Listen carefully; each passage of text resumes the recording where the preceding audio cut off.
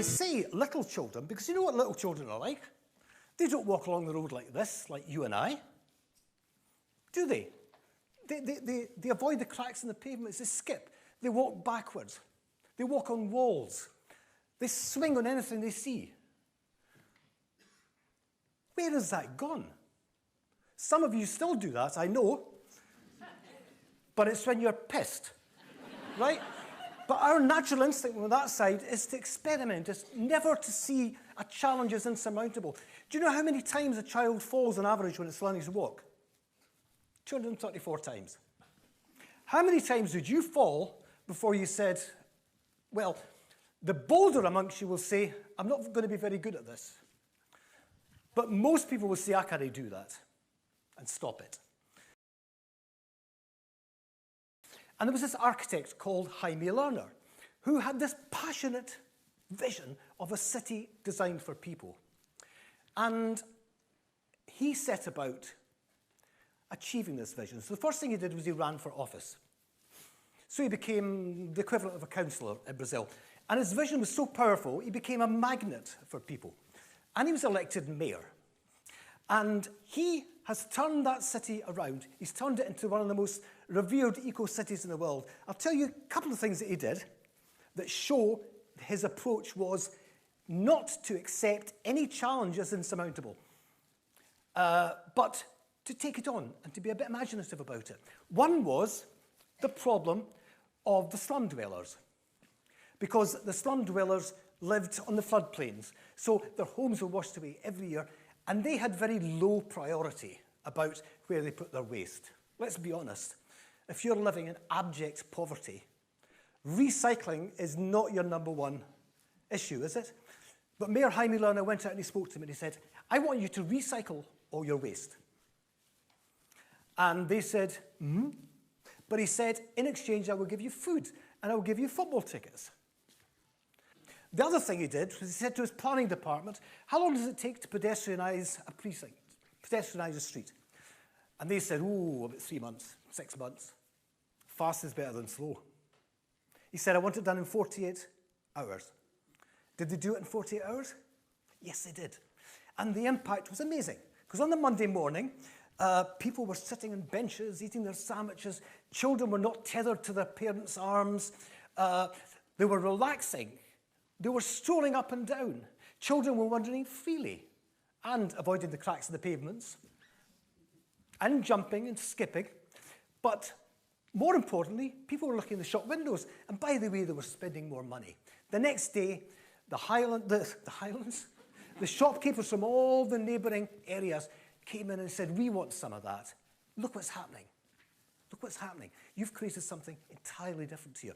Now, the reason I mention that is Jaime Lerner was asked, how did he achieve this extraordinary turnaround where GDP in the city went up, where average earnings went up, where 98% of the population said, we want to live in Curitiba for the rest of our lives because we're happy with. But here's the rub. 70% of the population of Sao Paulo also said they wanted to live in Curitiba. That'd be like the population of Glasgow saying they want to live in Edinburgh. It ain't going to happen. But he said 3 things. One is take a 0 off the budget and you have creativity. Take 2 zeros off the budget and you've got genuine sustainability. But he said you have to beat off the complexity sellers. Those people always find there is a reason not to do things or not to do things as fast as you might want to. People that think we have to set up a process, a system. People that think, well, we normally take about 6 months to develop a new idea and implement it. He couldn't have afforded that because it wouldn't have happened.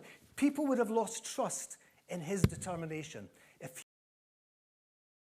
Of that, when I arrived in the building site in London in Earl's Court, and there was a big Welsh foreman who greeted me, and he had a soft hat and a broken nose. He looked like he'd done 5 rounds with Floyd Patterson, who was a boxer at the time. And he put his arm around me and he said, Michael, welcome. And I thought, I've been welcomed. This is extraordinary. And he said, before you start, I want to show you something. And he showed me into this hut. And he showed me the plans, the elevation. And he says, this is the palace you're building.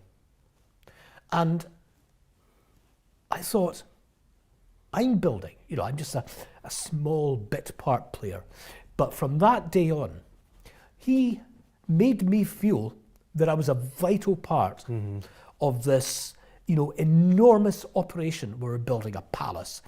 And that was a real awakening as well, because I realized then that his whole approach was one that motivated me and all the other members of the team. You would have thought there was a hierarchy. You know, I was a labourer. But he said, without you, nothing will happen.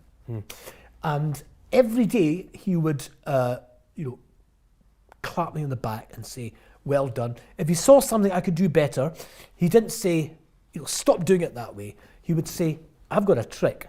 You can do this a wee bit better. So I realised at that point that motivation is something that should be in every workplace. Because why do you go to work in the morning if it's not with a sense of purpose and a sense of, you know, high value and an energy that comes with that? But then,